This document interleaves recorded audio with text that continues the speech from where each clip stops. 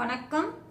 ஜோதிட சேலம் உமாராணி. இன்றைய பதிவு, இன்னைக்கு பார்க்கக்கூடிய பதிவு என்ன அப்படின்னா, குபேரனாக மாற்றும் கேது பத்தி பார்க்கலாங்க.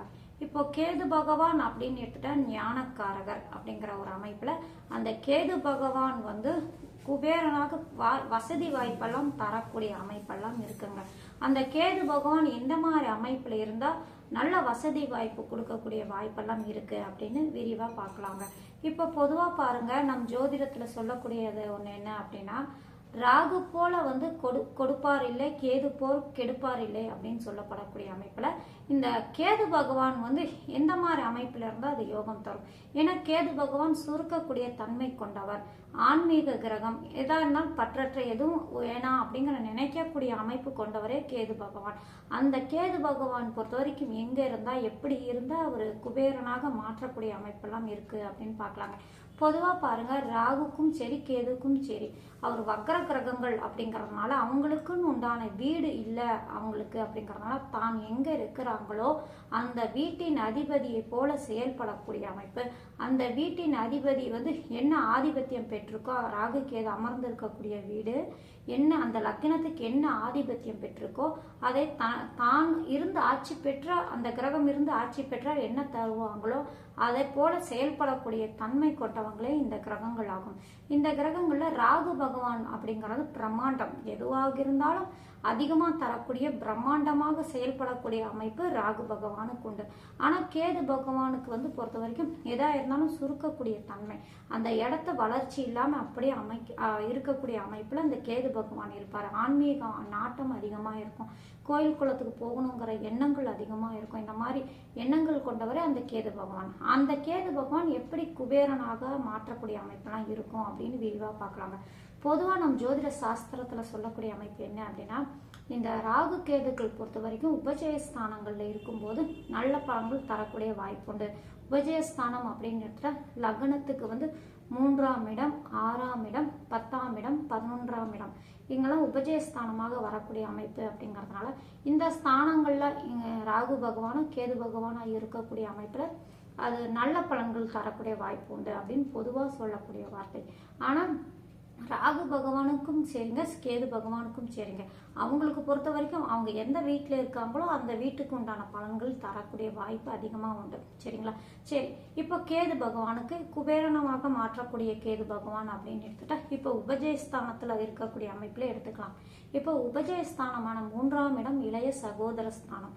இந்த ஸ்தானத்துல கேது பகவான் இருந்தாலோ அல்லது 6ஆம் இடமான ருண ரோக சத்ருஸ்தானமான 6ஆம் இடத்தில் இருந்தாலோ அல்லது 10ஆம் இடமான ஜீவன தொழில் ஸ்தானமான கர்மஸ்தானமான 10ஆம் இடத்தில் இருந்தாலோ அல்லது 11ஆம் இடமான லாபஸ்தானத்தில் இருந்தாலோ அந்த கேது பகவான் பொறுத்த வரைக்கும் பாருங்க, அந்த வீட்டின் அதிபதி போல செயல்படக்கூடிய தன்மை அப்படிங்கறதுனால அவர் எங்க இருக்கிறாங்க முக்கியமில்லை. இப்ப உபஜயஸ்தானம் மட்டும் இல்லைங்க, இந்த கிரகங்களுக்கு பொறுத்த வரைக்கும் ராகு கேதுக்கள் பொறுத்த வரைக்கும் 12 ராசியில அவங்க எங்க இருந்தாலும் சரிங்க, அவங்க யோகமான பலன்கள் தரணும், நல்ல அமைப்புல பலன் தரணும் அப்படின்னா, அவங்களுடைய திசையும் யோக பலன்கள் அதிகமா தரணும் அப்படின்னா அந்த வீட்டின் அதிபதி வலு பொறுத்தே தான் அவங்க பலனை கொடுப்பாரு. சரிங்களா?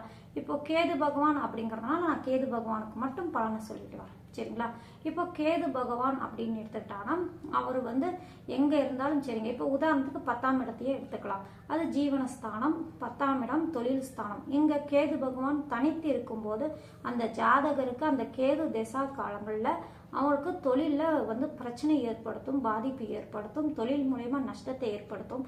இந்த மாதிரி பாதிப்பெல்லாம் தரக்கூடிய வாய்ப்பு அதிகமா இருக்கு அப்படின்னு சொல்லப்பட்டிருக்கு. ஆனா அங்க இருக்கக்கூடிய அந்த கேது பகவானும் குபேரனாக மாற்றக்கூடிய வாய்ப்பு அதிகமா இருக்குங்க. தொழில் மூலமா வளர்ச்சி அடையக்கூடிய அமைப்பு, தொழில் மூலமா முன்னேற்றக்கூடிய அமைப்பெல்லாம் அந்த ஜாதகருக்கு கொடுக்கக்கூடிய வாய்ப்பு அதிகமா உண்டு. அது எப்படி அப்படின்னா, இப்ப 10ஆம் இடத்துல இருக்கக்கூடிய அந்த கேது பகவானுக்கு அந்த வீட்டின் அதிபதியுடைய நிலையை பாருங்க.